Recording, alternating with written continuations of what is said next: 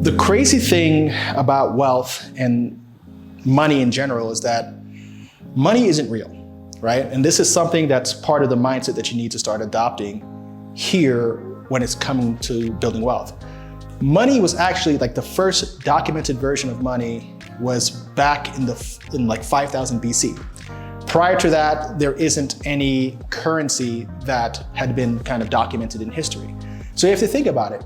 Why was money created, right? Money was created in an era where there was trade in the Middle East and into the Asian areas, and they needed a way to exchange value. So some guy or woman sat there and said, well, we're going to assign value to these metal coins, and that's going to allow us to trade in a common voice or in a common way. But to all other creatures on this planet, money is, as abstract or as ridiculous as music or anything that humans create. So money is actually a concept, okay? And if you can learn how that concept functions, then you can adjust yourself accordingly. So the first thing that you need to understand is money is absolutely made up, right? It's not really a thing. It's not something that's holding you back. It's literally a mechanism that was designed to keep track of exchange. So think about it from this perspective. Someone who's accumulated money has accumulated the ability to actually add value to society, into civilization. So if you're someone who has accumulated more of these credits, more of these points, you essentially have a little bit more control. So since people have already been modeled to exchange their time for money, those who have the money are the ones who are kind of the puppet masters, okay?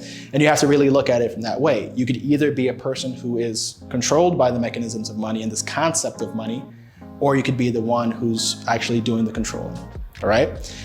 In our economy, like most of the people who are watching are Americans, and really the US dollar dictates what's going on with all economies in the world. So this could be applied to anybody. But money, the creation of money is simply the issuing of debt, okay? As debt is created, money is created. And the thing is, people are willing to trade their time for this money so that they could go and buy those things, support their debts, and eventually end up cycling that money back out. So if the system itself is designed to keep people working and keep people functioning, and they're the ones creating the money flow, they're also benefiting from that money flow in the form of taxes, okay? So you have the government in one corner, they're earning their money, putting that back into the economy in some way and creating the money at the same time. And then you have the majority of people who are kind of being controlled by the money. And then you have a slice of people who've understood the money game to be solving everyone else's problems so that they're able to capture that money as it moves around, whether it's providing you with a good that makes you feel positive and a do-gooder in society, or it's the home that you're living in and you're paying rent, or it's the food that you're eating. Either way, the people who become wealthy are the problem solvers who are collecting money from everybody. And that's, again, who you want to be.